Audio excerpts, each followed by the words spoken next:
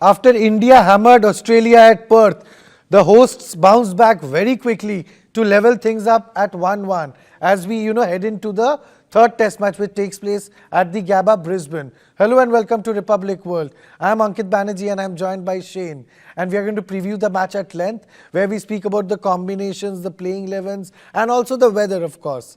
So yes, without wasting any time, let's get started, Shane. Absolutely. Look, let's be very clear. The series is very finely poised right now. You've had two test matches, both of which have seen dominant wins from either team. And you get the feeling that whoever does win the Gabba test is potentially going to be looking at a big advantage going forward. Because again, let's be fair, two tests after that, you'd want to be saying that the team that leads 2-1 after three tests would be the favourites. Don't forget, both teams really have an eye on World Test Championship qualification as well as far as the final is concerned. So every single test match very important, more so for India because they need to win all three tests. Australia can potentially, as far as permutations and combinations go, win one or two and still be sorted. But yeah, important test, and you can say a little bit of revenge really for Australia would be in mind considering what happened the last time both of these teams faced off against each other at the Gabba. When I initially saw the schedule of the Border-Gavaskar Trophy, I saw the first match takes place at Perth, the second is a pink ball day-night test match, takes place at Adelaide, and then the third test match you are playing at the Gabba. So all the three matches, the three venues were not exactly favouring India, and it was more tilted in the favour of Australia. And I was hoping by the time the Boxing Day test match comes around, the score would probably be 2-0 or 3-0. Not in favour of India, of course. But now that the score is 1-1 and we head into Gabba, because I feel if we can escape Gabba and probably head into Melbourne, let's say 1-1 or 2-1, then I think we stand a very good chance of winning the series. Because at Melbourne and Sydney, I think India would stand a very good chance given the combination, the kind of players they have in their lineup. Shane, do you agree with me? Yes, in a way, but of course there's also a very strategic reason as to why the Australians have ensured that the Gabba test takes place in December.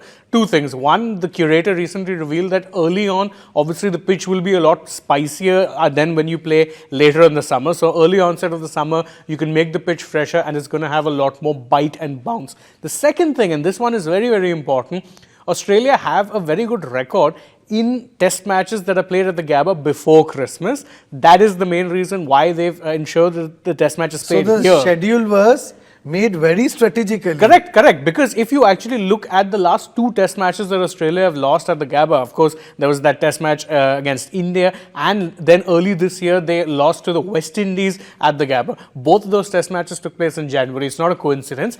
Statistically, Australia's record is much better at the Gabba when they play before Christmas. So they've been very, very clever with the scheduling. Nothing to take away from there, of course. Of course, they are the hosts. They will decide and they will look to get whatever advantage possible. Now it's in India's hands how exactly they overcome this particular disadvantage that has come their way.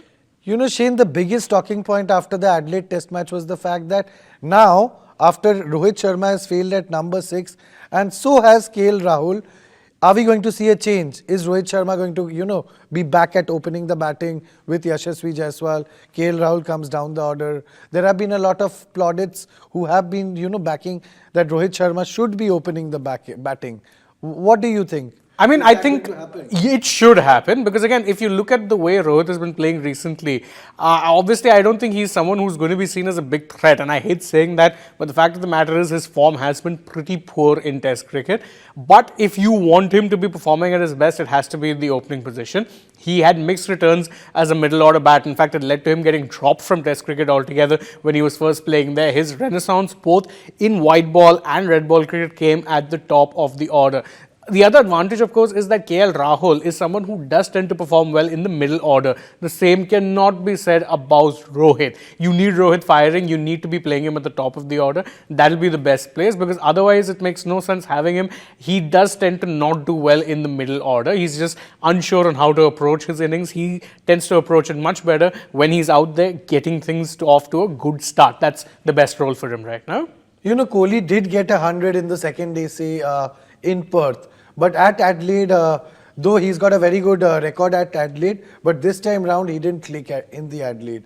So, come the third test, Kohli's form is going to be concerning. His problem outside the off stump was exposed at Adelaide by Mitchell Starc. So do you think that is going to play in the back of Virat Kohli's mind? And we also saw, Shane, Virat Kohli, the Indian team stayed back after the Adelaide test was over in less than 4 days. The test match was over. The Indian team stayed back. They didn't go to Brisbane straight away.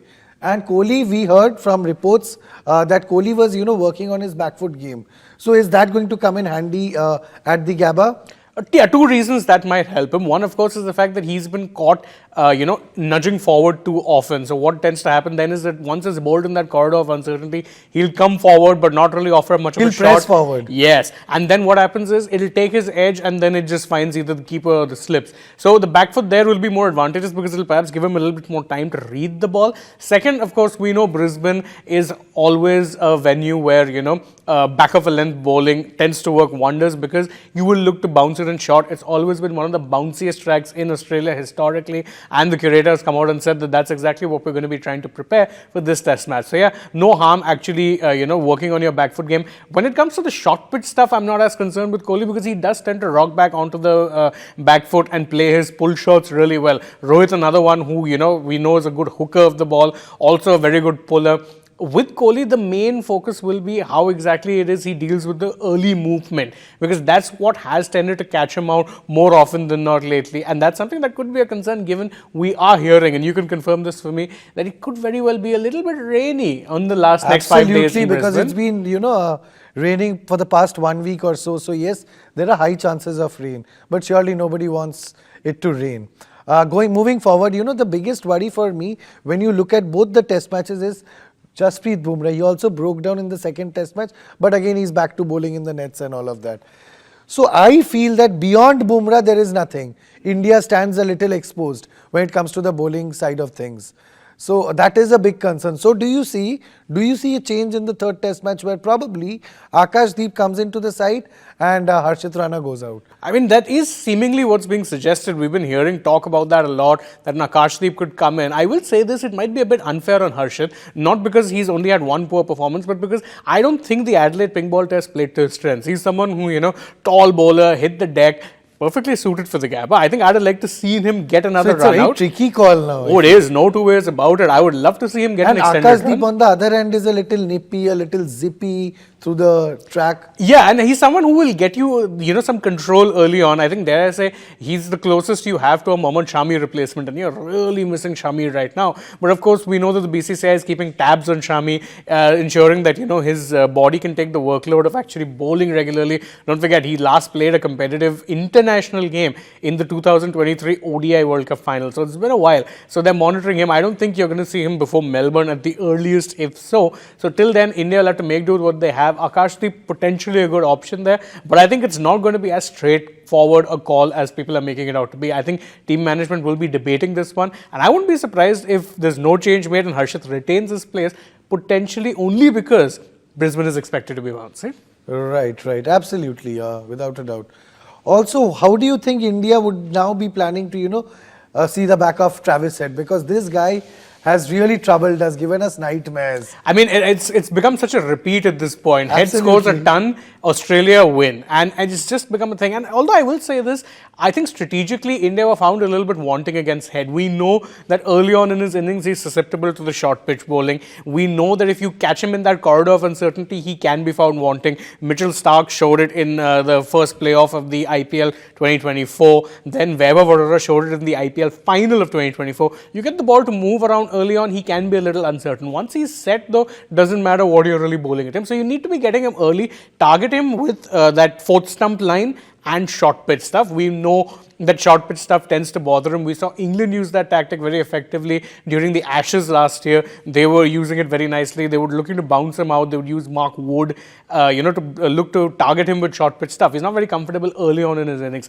That will be the strategy that they should be applying, and which they didn't apply at all. It was very surprising. Once you let him set though, he's a top class act and he's going to punish you. That's what he did.